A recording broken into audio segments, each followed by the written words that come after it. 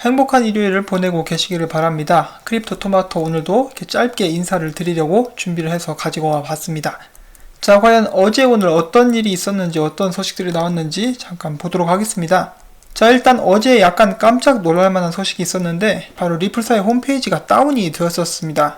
몇 시간 동안 리플사의 홈페이지가 먹통이 되면서 사람들은 이것에 실망해서 XRP를 팔기도 했다라는 이야기들도 나왔었고요.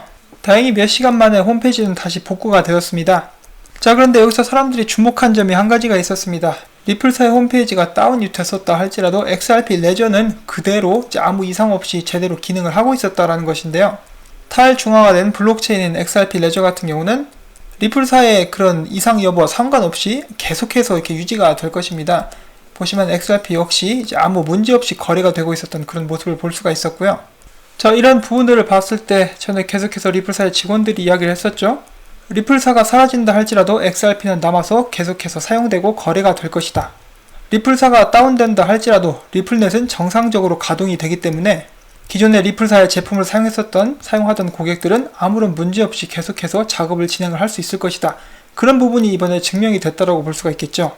예를 들어 JP모건 코인이 나왔는데 JP모건 회사가 다운이 된다. 그러면 JP모건 코인은 불통이 될 수도 있고요. 스위프트 같은 경우는 스위프트사의 시스템이 마비가 된다. 그러면은 가입되어 있는 은행들 스위프트사의 시스템을 이용해서 거래를 할 수 없게 되는 그런 불상사까지 생기게 되죠. 리플사의 홈페이지가 다운된 것은 이제 굉장히 안타까운 소식이지만 그렇지만 이것을 계기로 이제 기존에 우리들이 이야기해왔었던 리플사가 사라져도 XRP는 남는다라는 말을 다시 한번 증명을 할 수 있는 그런 기회가 되었습니다. 설마 이거 증명하려고 일부러 홈페이지를 다운시킨 건 아니겠죠? 농담이고요. 그러면 다음 소식 전달을 해드리도록 하겠습니다.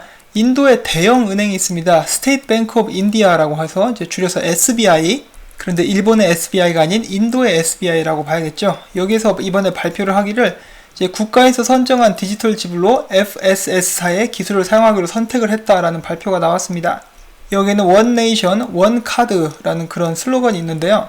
한 국가 내에서 사용되는 공통적으로 사용될 수 있는 하나의 카드를 만든다라는 그런 의미가 있다고 합니다.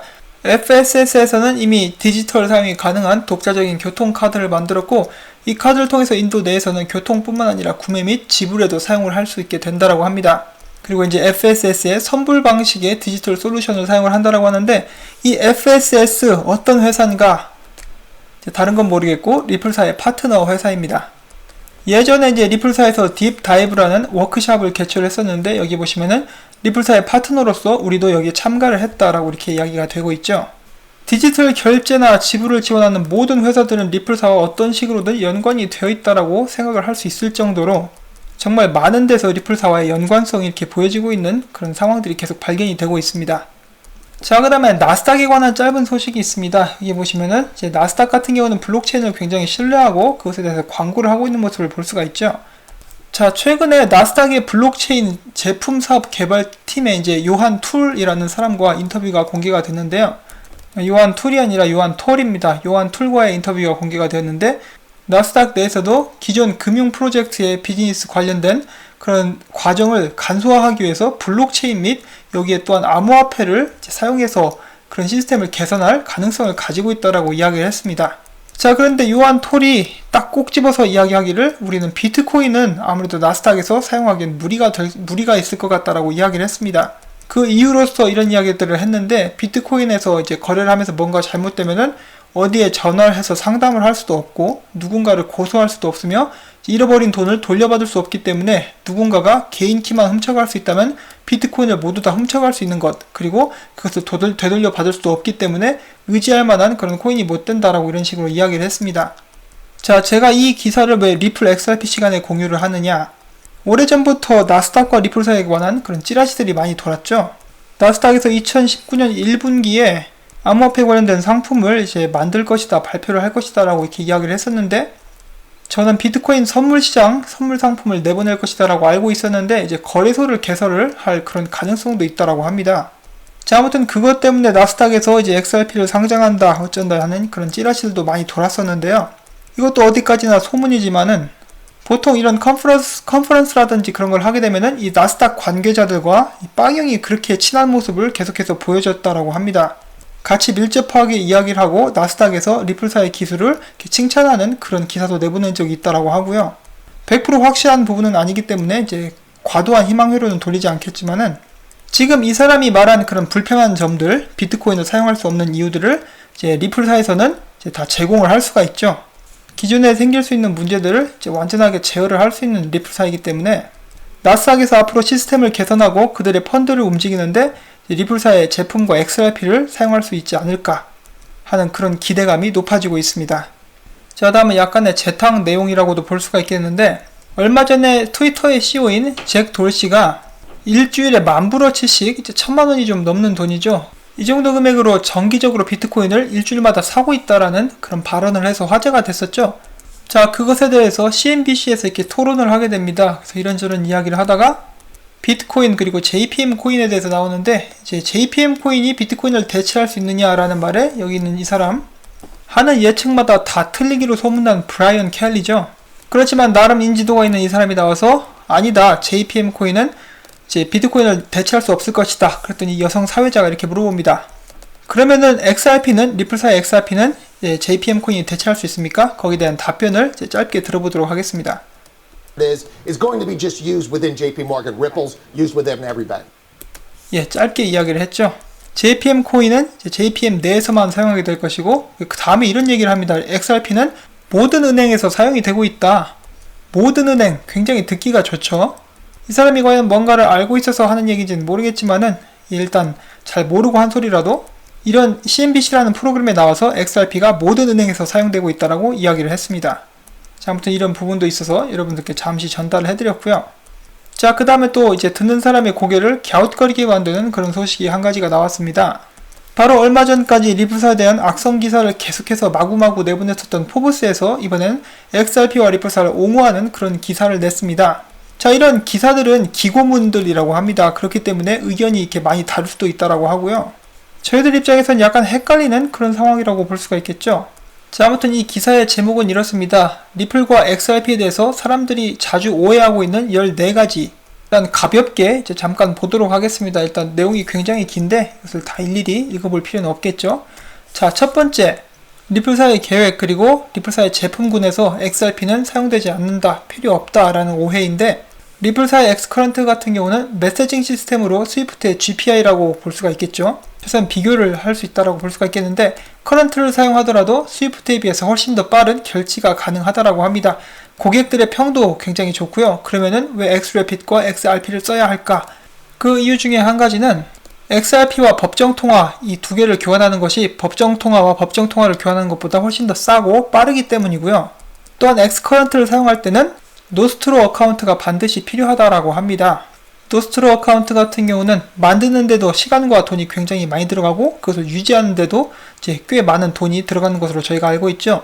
그리고 노스트로 어카운트를 만들기 위해서는 상대 은행을 신뢰할 수 있어야 되기 때문에 정말 여러 가지로 골치 아픈 그런 시스템이라고 볼 수가 있습니다. 엑스커런트를 사용할 때는 노스트로 어카운트가 필요하지만은 엑스래피드를 사용하게 된다. 그러면은 더 싸고 빠르게 그리고 노스트로 어카운트 없이도 결제가 가능하기 때문에 이제 그렇게 엑스래피드과 XRP를 사용하게 되는 것에 이제 큰 이점이 있다라고 이야기를 하고 있고요. 두 번째로는 XRP는 변동성이 너무 커서 은행은 맡으려 하지 않을 것이다. 은행에서 XRP를 보관하려고 하지 않을 것이다 라고 하는데 이제 XRP뿐만 아니라 모든 암호화폐가 변동성이 크다. 그리고 이 변동성은 법정화폐도 마찬가지다. 법정화폐도 변동성이 있는데 기존의 노스트로 보스트로 어카운트를 사용했을 때는 은행들은 전부 이 환율 변동이라는 취약점에 노출이 되어 있었다. 그리고 또한 은행들은 사실상 XRP를 사서 은행에서 보관할 필요도 없다. 그렇게 하지 않고 그때그때 필요할 때마다 직접 바로 사고 바로 팔면 된다. XRP는 초당 1,500건을 처리할 수 있으며 레저는 거래 완료까지 4초밖에 걸리지 않는다. 자, 그래서 은행에서는 XRP를 가지고 있을 필요 없이 XRapid 거래소와 연동해서 그때그때 가져다 쓰기만 하면 되기 때문에 가격 변동성 그렇게 크게 상관하지 않아도 된다. 자, 그 다음에 3번은 스테이블 코인으로 송금하는 것이 낫다. 제가 얼마 전에 이렇게 많이 이야기를 했었죠. 이 부분은 넘어가도록 하겠고요. 네 번째는 중앙은행에서 디지털 화폐를 발행하게 되면은 XRP는 필요 없다. 예, 이 부분도 이제 설명할 가치가 없는 그런 부분이라고 볼 수가 있겠죠. XRP는 브릿지 커런시이고 은행들은 서로를 신뢰하지 않기 때문에 상대의 코인을 가지고 있는 것을 원하지 않습니다. 다섯 번째, XRP는 진정한 암호화폐가 아니다. 그 다음에 암호화폐로서의 기능을 하기 위한 세 가지 조건에 대해서 이야기를 하고 있는데, 첫 번째는 바로 트랜잭션을 확인하기 위해서 암호화 기술이 이제 만들어져 있어야 하고, 두 번째는 분산화 되어 있어야 된다. 세 번째는 중앙 발급 혹은 규제 기관이 없어야 한다라는 그런 그 조건들이 있는데, XRP는 이 모든 것을 이렇게 만족시키고 있다라고 이야기를 하고 있습니다. XRP 레저는 분산되어 있지 않다. 이것도 이제 많은 오해죠. 많이 분산이 되어 있습니다. 자, 그리고 그 다음으로 XRP 레저 같은 경우는 작업 증명이나 지분 증명의 방식도 아닌 컨센서스 메커니즘을 사용을 하고 있습니다. 이 합의 알고리즘 방식을 통해서 해킹이나 이중 지불로부터 안전한 그런 시스템을 가지고 있다라고 볼 수가 있겠고요. 그렇기 때문에 컨센서스 메커니즘을 통해서 이제 포크가 쉽게 가능하다는 것은 잘못된 것이라고 합니다.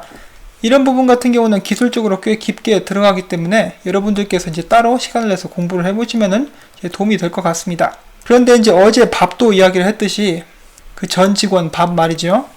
이 모든 것을 완벽하게 정확하게 이해를 할 필요는 없습니다. 알아두면 좋긴 하겠죠. 이런 부분을 내가 반드시 알아야만 한다는 그런 압박감은 가지지 않으셔도 될 것 같습니다.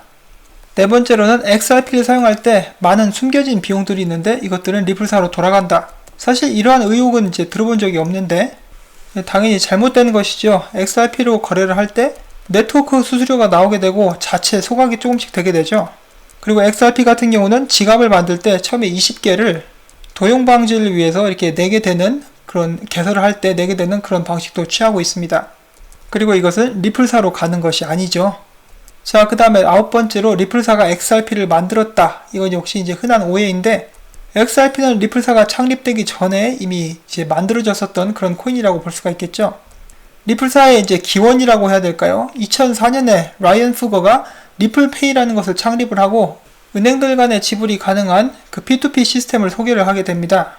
그리고 이제 2011년도에 알서 브리더, 제드 맥켈럽, 데이비 슈월츠가 XRP를 만들게 되고요. 2012년에는 여기 크리스 랄슨이 합류를 하게 되고 라이언 퓨거의 암호화폐를 이제 그가 만든 네트워크에 사용하는 것을 제안을 하고 여기서 다시 오픈 코인이 탄생하게 됩니다. 그리고 그 다음에 2013년도에 리플사가 또 나오게 되고요. 그 과정 속에서 이미 가지고 있었던 이제 코인들, XRP 코인들을 오픈 코인에서 리플사에 기부하는 형식으로 이렇게 전달이 이루어졌다라고 합니다. 자, 그 다음에 10번째로는 리플사에서 XRP를 더 찍어낼 수 있다. 이제 잘못됐죠? 이제 그렇게 될 수가 없습니다. XRP 역시 이제 비트코인과 마찬가지로 이제 수량이 한정되어 있고요. 이미 다 채굴이 된 그런 상태입니다. 그리고 여기 하드 코팅이 되어 있다라고 해서 이제 더 이상 똑같은 코인들을 발행할 수 없게 되어 있고요. 참고로 XRP는 1000억 개라고 할지라도 알서 브리더가 만들 때 이제 앞으로 1000년 동안 사용이 가능한 것을 이제 염두에 두고 만들었다라고 합니다. 그래서 1000억 개가 전 세계에서 사용되면은 이제 빨리 없어지지 않겠느냐라는 걱정을 하시는 분들은 그런 부분도 이제 알아두시면 좋겠죠. 자, 그 다음 11번째는 리플사가 네트워크를 컨트롤하면서 누가 유효성 검사자가 될 수 있는지 선별하기 때문에 중앙화된 블록체인 기술이라고 볼 수가 있다. 자, 이것도 잘못된 것인데 저희가 앞서서 잠깐 이야기를 했었던 컨센서스 메커니즘과 비슷한 이야기라고 볼 수가 있겠죠. 유효 확장자 그리고 노드에 관해서 조금씩 이제 알아보면은 이제 확실하게 알 수 있는 그런 내용입니다. 짧게 또 다음으로 넘어가면은 리플사가 XRP 가격을 제어한다.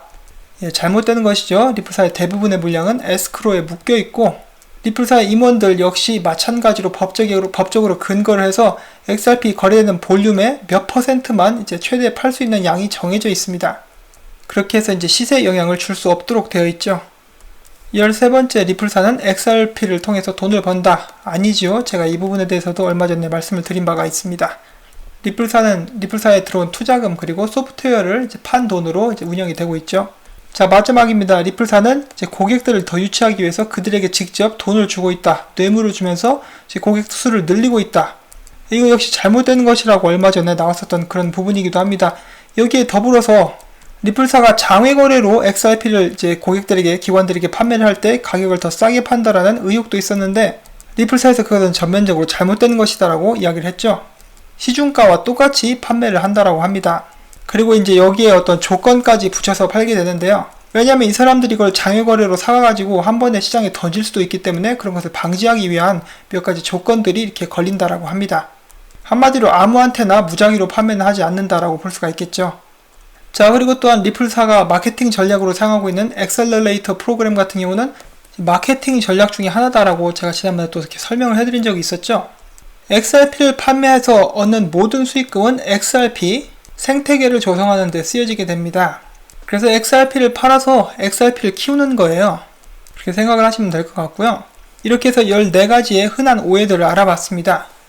자, 아무리 기고문 형식으로 기사를 내보낸다 할지라도 이렇게 상반되는 기사들을 연속으로 내보내는 포브스가 정말 제정신이 박힌 인간들인가 싶기도 한데 뭐 계속해서 욕하는 것보다는 낫네요.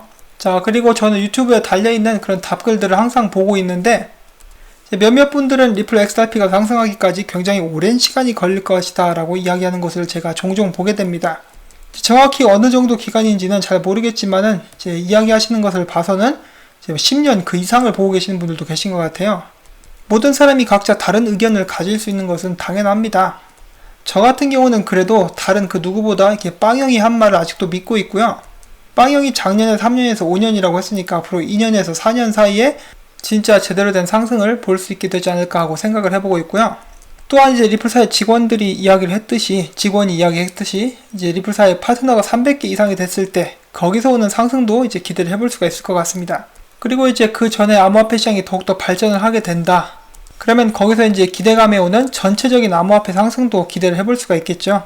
제가 이렇게 말씀드리면은 이게 뇌망상 같은 소리가 될 수도 있겠지만은 저도 항상 이제 해외 유튜버들이나 그런 사람들 이야기를 들어보면은 이제 비단 암호화폐뿐만 아니라 뭐 경제 이야기 잠깐 들어본다라고 하면은 곧 있으면 암호화폐 시장에 좋은 영향을 끼칠 수 있는 사건들이 생길 수도 있다라고 합니다. 굳이 그게 좋은 일들은 아니겠죠. 자, 그렇지만 이런 일들이 좀 더 구체화될 때까지 말을 아끼기로 하고요. 저는 여기서 오늘 영상을 마무리 지으려고 합니다. 시청해주신 여러분들께 진심으로 감사드리고 도움이 되셨다면 언제나 그렇듯이 구독과 좋아요, 그리고 일요일 봄날에 이제 토마토 밭에 물을 한 번씩 주신다는 의미로 광고 시청을 처음부터 끝까지 부탁을 드리면서 저는 이만 물러가도록 하겠습니다. 행복한 일요일 보내시길 바라면서 안녕히 계십시오.